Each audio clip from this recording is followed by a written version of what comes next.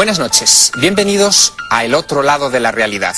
Dicen que Madrid es una ciudad que por lo menos ha tenido 100 casas encantadas y que algunas de ellas han sido escenario de hechos luctuosos que probablemente dieron pie a muchos fenómenos paranormales después recogidos por los expertos.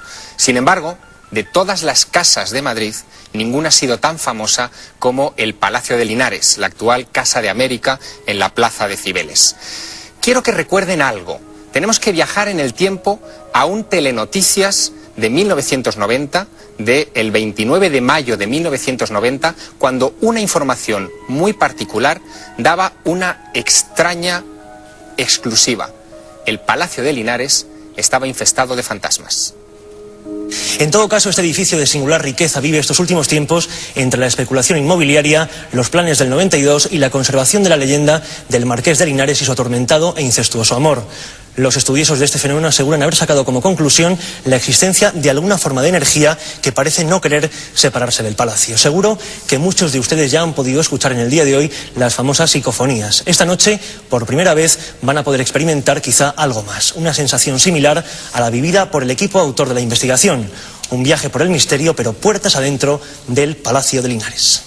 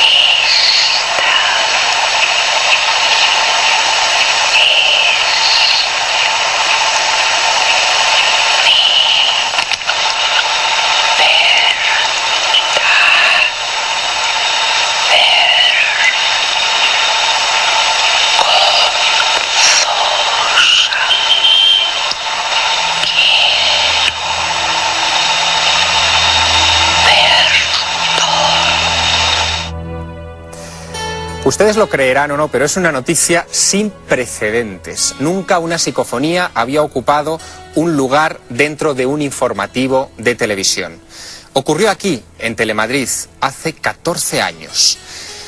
Ángel del Río, buenas noches. Hola, buenas noches. Ángel del Río es periodista, director de comunicación de la cadena COPE, cronista de la Villa de Madrid y autor de un libro que es Duendes, Fantasmas y Casas Encantadas de Madrid. Ángel, lo que ocurrió en el Palacio de Linares no había ocurrido jamás en Madrid por muchos fantasmas que hayan aparecido en esta villa y corte. Naturalmente, sobre todo el impacto mediático que tuvo en aquella época.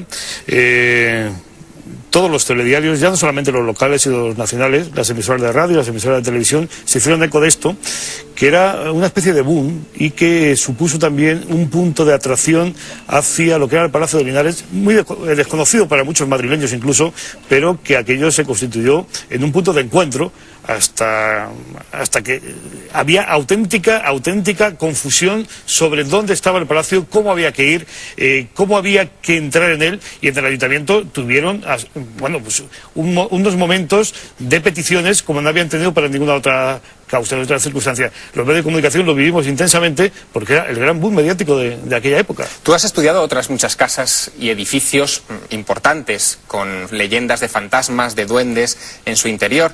Por ejemplo, el Museo Reina Sofía, antes Hospital de San Carlos. Pero lo que marcó la diferencia fueron las psicofonías. Claro, se presentaba algo tangible. Claro, eran, de todas maneras eran tan nítidas que eran sospechosas en cualquier momento, ¿no? Pero fue el impacto. Cuando desde el ayuntamiento se habla de que se ha autorizado a un equipo a que entre a hacer unas psicofonías, cuando la persona encargada de esa investigación de esas psicofonías filtra a los medios de comunicación las grabaciones, algo sospechoso hay, pero algo realmente mediático también existe y capaz de acaparar la atención de los madrileños y capaz de poner dudas, muchas dudas. Claro, a raíz precisamente de la grabación de estas psicofonías que ustedes escuchaban en el informativo, en el Telenoticias, otros muchos investigadores acudieron al Palacio de Linares a colocar sus grabadoras, a dejarlas en un sitio aislado del palacio y ver si quedaba alguna voz grabada en ellos. Uno de esos investigadores está esta noche con nosotros. Se llama Santiago Vázquez. Buenas noches, Santiago. Buenas noches, Javier. Tú acudiste al Palacio de Linares con la intención también de comprobar si allí efectivamente se podían grabar estos sonidos paranormales. Así es, por aquel entonces muy jovencitos, aquella fue mi primera investigación seria en esto de lo paranormal. Solicitamos permiso al Ayuntamiento de Madrid, como decía él, al concejal de Obras e Infraestructuras, don Enrique Villoria, y nos dejaron pasar una noche en el interior del palacio. Tuviste éxito porque Santiago Vázquez consiguió, dejando la grabadora en uno de los rincones del palacio, grabar algo. Quiero que lo escuchen. Tienen que prestar mucha atención, es una psicofonía muy tenue, nada que ver con estas que escuchábamos en el Telenoticias, que parece decir mamá. La repetimos 3 veces.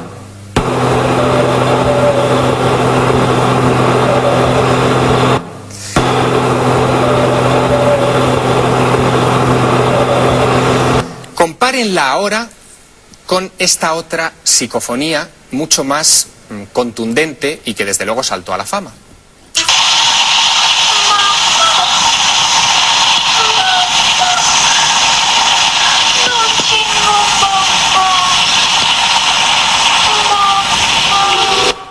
Llevamos estas psicofonías a un experto en sonido, a una técnico de sonido, para que las analizara en presencia del padre José María Pilón, un hombre que lleva muchos años trabajando en este asunto de las casas encantadas, de las psicofonías, de los lugares con energías extrañas, con una dilatada experiencia. Y nuestra técnico de sonido, analizando la primera psicofonía, la de Santiago Vázquez, y la segunda, llegó a estas conclusiones. Hemos analizado estas dos psicofonías. En la primera dice mamá y en la segunda mamá, mamá, no tengo mamá.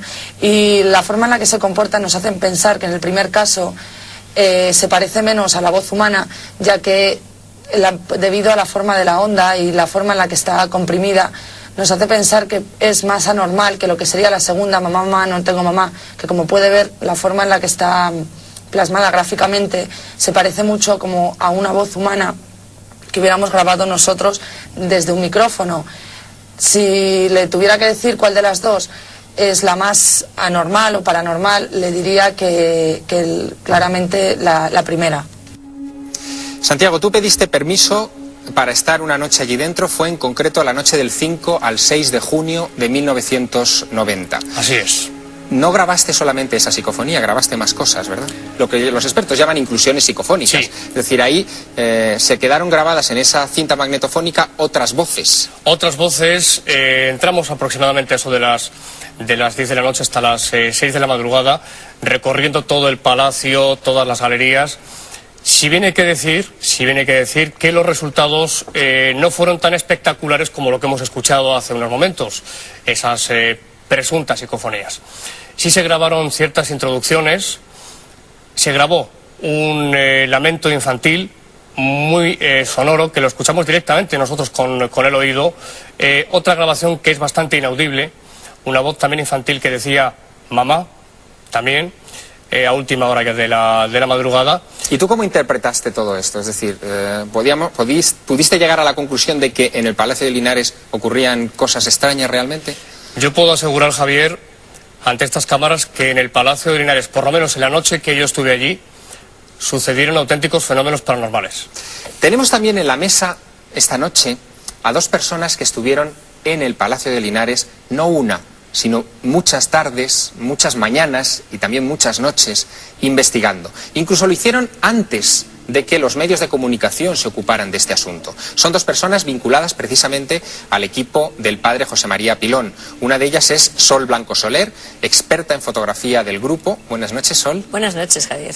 Y la otra es Piedad Cabero, la experta en vídeo del grupo EPTA, que es como se llama este equipo de investigación. Buenas noches, Piedad. Buenas noches, Javier. Piedad, vosotros estuvisteis, como decía, muchas tardes allí y muchas horas investigando en el palacio.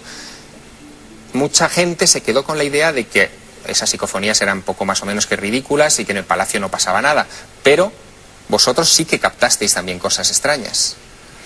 Por supuesto, en todo ese tiempo verdaderamente captamos, sobre todo en imagen, en imagen, en sonido y luego percepciones de cada uno, de frío, de fenómenos de estos.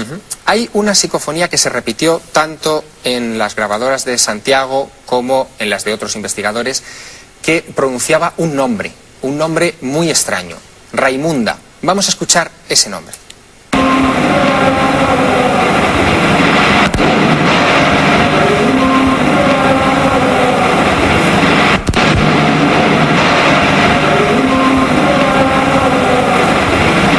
Como escuchan, es una voz sostenida que dice Raimunda, que se alarga, que tiene también de nuevo poco que ver con las famosas psicofonías que también citaban a Raimunda. Escuchemos.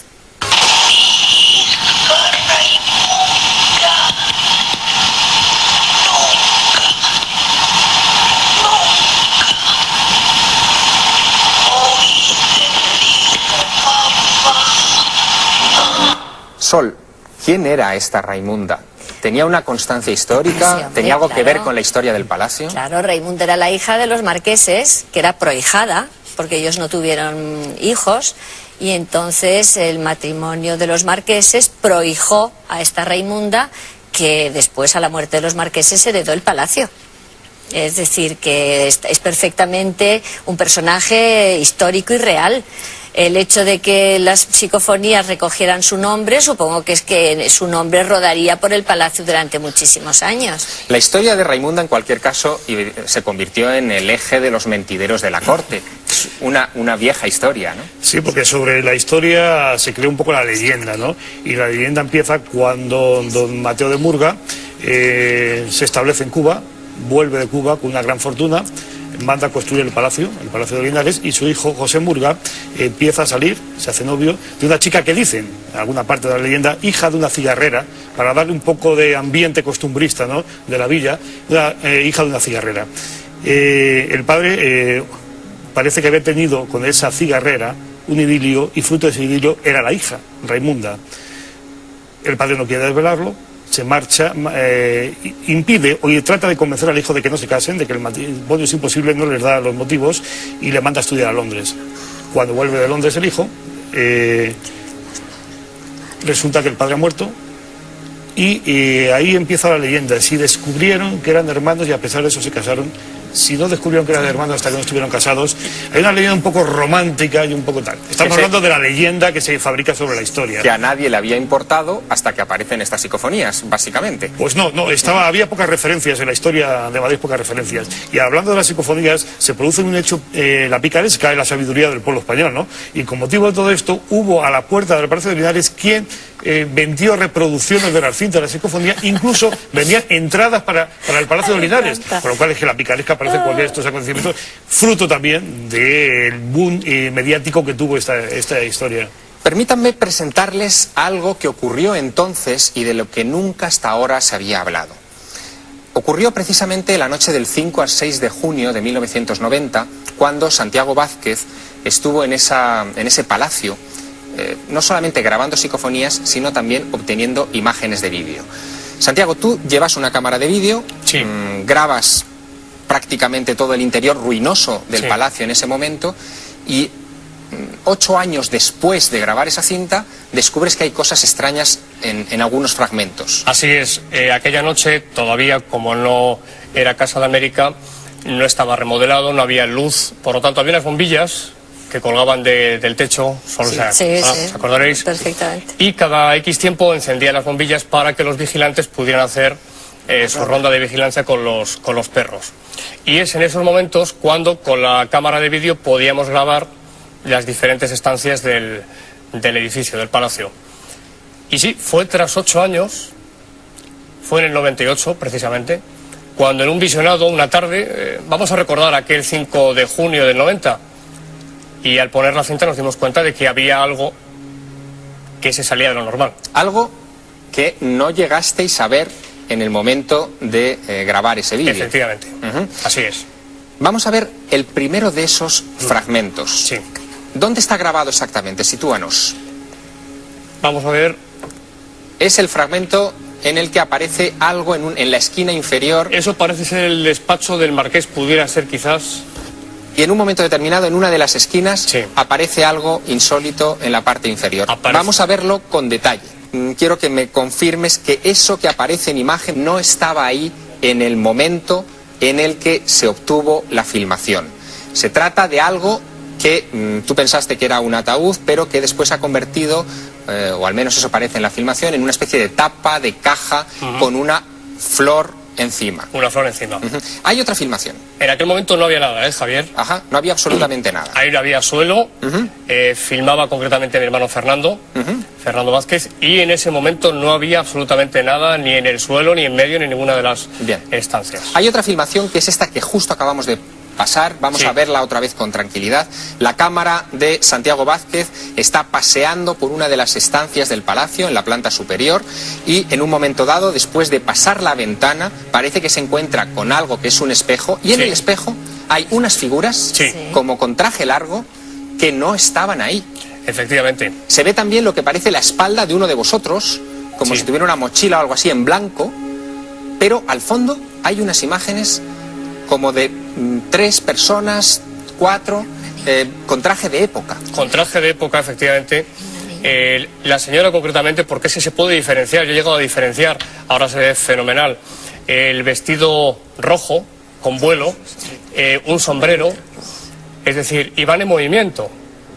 En aquel momento, te puedo asegurar, Javier, que no había absolutamente nadie en esa estancia, vestido de esa forma. Me gustaría verlo una vez más.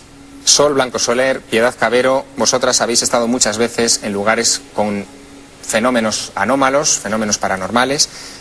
Quiero que os fijéis bien y me digáis si alguna vez habéis visto algo de ese tipo. Piedad. Pues no, verdaderamente con esa nitidez, de figura, no. Es precioso, es como si fuera, es impresionante. Es como si fuera un bucle en el tiempo. En el tiempo, ¿verdad? Claro, es que hay un fenómeno que se llama el bucle en el tiempo y es como si presenciaras una escena de un pasado. Que se repitiera una y otra vez, que quedara grabado. Porque es por impregnación. Ajá. Todos estos remanentes quedan por impregnación. Igual que te pueden quedar las voces, te quedan las imágenes. Santiago Vázquez, muchas gracias por habernos traído esta información exclusiva, esta noticia, aunque hayan pasado 14 años. Ha sido un placer, Javier. Pero hay además otros bucles en el tiempo en otros lugares. Un informativo, el Telenoticias, también en esta casa, hace pocos meses, en diciembre, el 20 de diciembre del 2003, nos daba una información parecida de un fantasma grabado por las cámaras de seguridad del Palacio Británico de Hampton Court. Durante siglos se ha dicho que el Palacio de Hampton Court está encantado, que allí, desde el siglo XVI, vive un fantasma. Ahora aseguran que han visto y grabado a ese fantasma.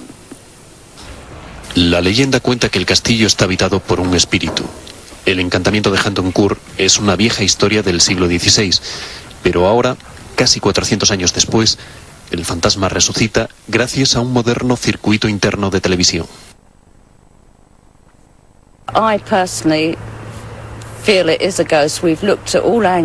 Incluso ella, que se encarga de vigilar el palacio, cree que de verdad se trata de un fantasma. Quizá un bucle en el tiempo, como decían nuestras invitadas, quizá algo que quedó dentro del Palacio de Hampton Court, con una anomalía, en cualquier caso, Sol Blanco Soler, muy peculiar. Tenemos la imagen de que los fantasmas atraviesan las paredes. Sí, y no abren las puertas. No abren la puerta, por supuesto que no. Por eso yo lo tengo que poner esto en tela de juicio. Porque, bueno, siempre todo es fácil de falsificar, pero no se ajusta a las teorías lógicas del comportamiento fantasmal.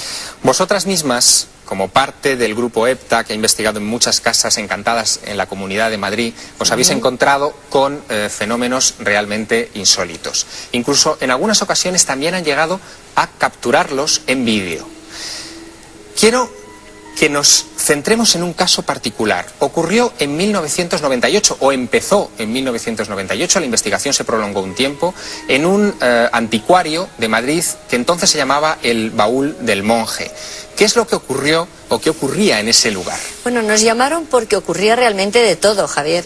Es decir, que lo que fundamentalmente ocurrían allí eran aportes, que sabes que en parapsicología llamamos aportes a la materialización y desmaterialización de objetos.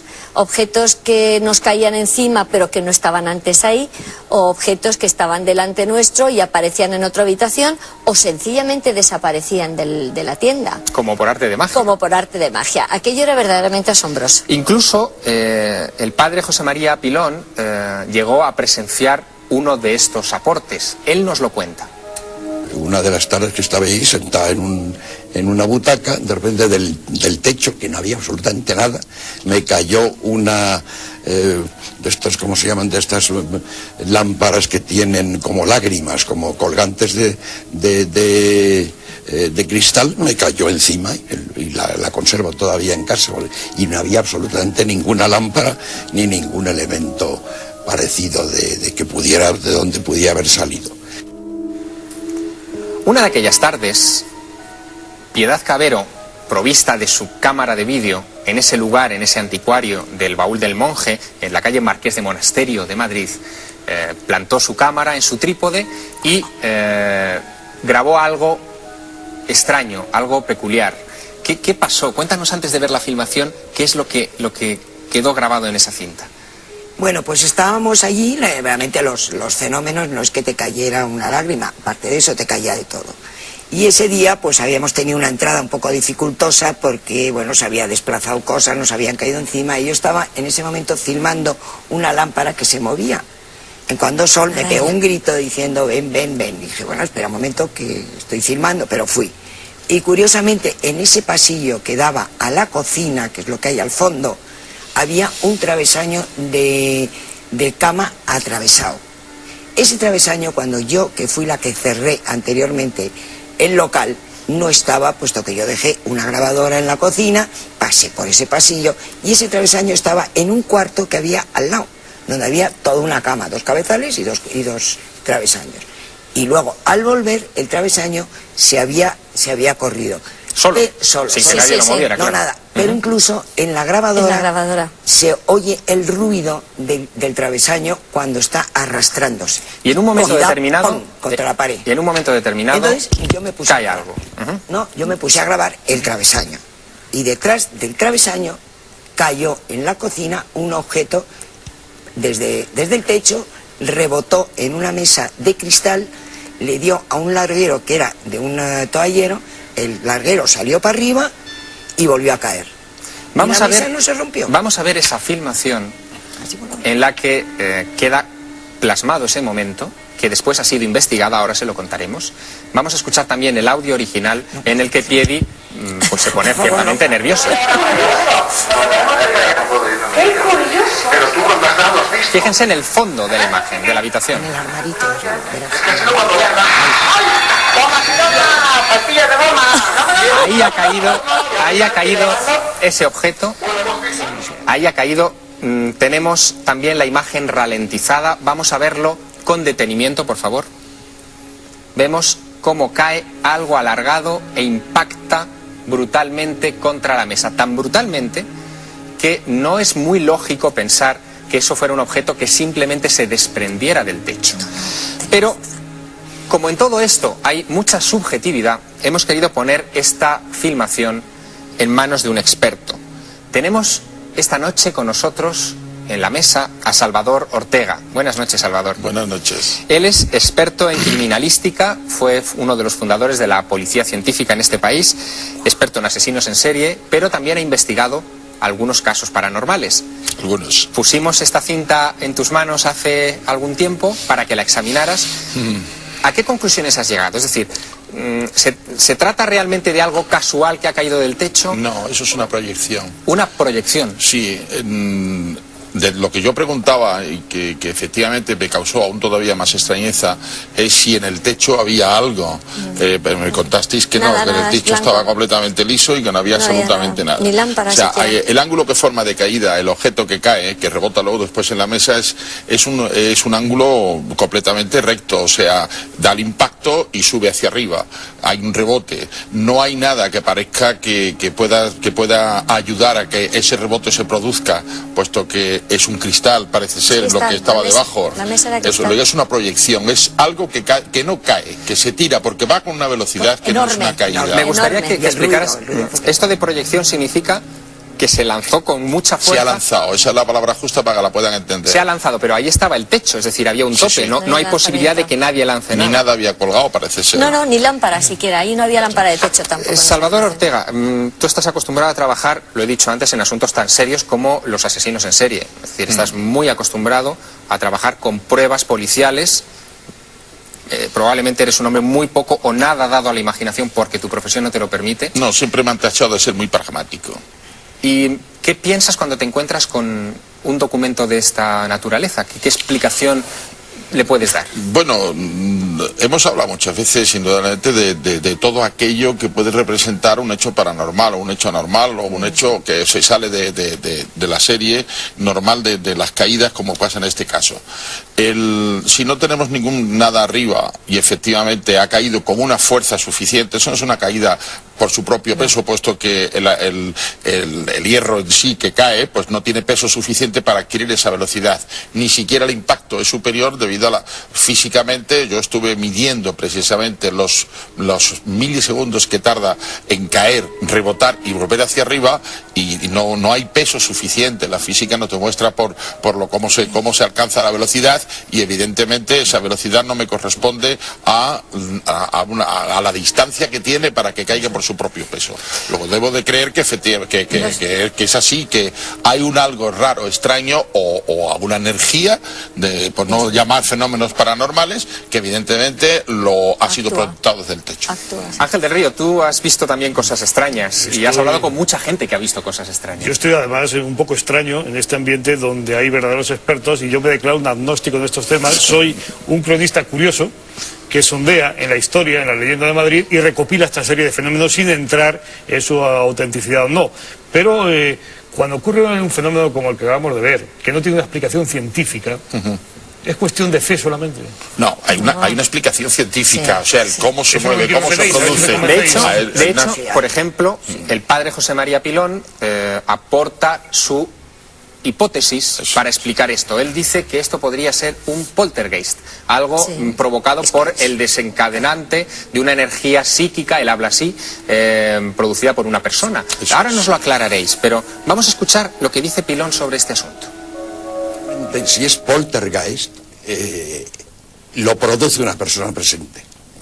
No son espíritus ni entidades extrañas. El poltergeist, que es fenómeno duende, es una palabra alemana, es un espíritu burlón, pues, pero lo produce una persona, un ser humano. Generalmente suele ser o un adolescente, una chica, si es mujer, en la edad esa difícil de los 20 y tantos años, cuando empieza a cristalizar la personalidad de la mujer, o también personas mayores, sobre todo mujeres, en la edad ya de la menopausia, en edades avanzadas. Y cuando es auténtico poltergeist, pero claro, eso exige una investigación, analizar qué personas había, cómo ha sucedido el fenómeno, y varía. Salvador Ortega, ¿está la policía abierta a estos campos en los que se puede atribuir fenómenos paranormales al poder de la mente? No, puede estar abierta de forma particular, de forma privada, que cada uno pueda indudablemente tener ciertas experiencias y que admita las explicaciones que se le puedan dar, porque hay situaciones de este tipo en las que no hay explicaciones que dar, o no se admiten o no se creen, ¿no? Yo siempre me remito a todas estas proyecciones mentales, me remito a que hace muchísimo tiempo que se habla y se han hecho experimentos sobre telequinesia, incluso separando a las personas que pueden transmitírsela a muchos kilómetros de distancia y tener un mensaje comprendido por el otro, y hacerse experimentos de ese tipo que han resultado positivos. Hemos tenido recientemente pues ocasión de ver incluso teleplastias, ¿no? Los más cercanos que tenemos son los de la Casa de Belme. Teleplastias, caras no... Efectivamente, no se sabe quién las ha formado. Proyectadas, imágenes ¿no? proyectadas. Imágenes proyectadas. O sea, yo creo que en el cerebro, del cual conocemos tan poco y que funcionamos con tan poco porcentaje de él, pues puede estar preparado perfectamente para poder hacer traslados de material, para poder hacer, en fin, unas teleplastias o unas proyecciones de este tipo. Ahora, ¿quién las hace? ¿Cómo las puede hacer? ¿Cómo las practica? ¿Por qué?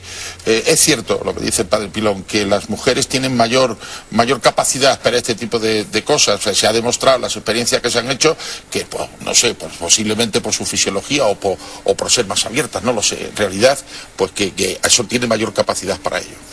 Pues ya lo ven ustedes, quizá el misterio no está tanto fuera de nosotros, no está tanto en los inmuebles o en las casas, sino dentro de nosotros. O por lo menos eso es aplicable a una serie de incidentes.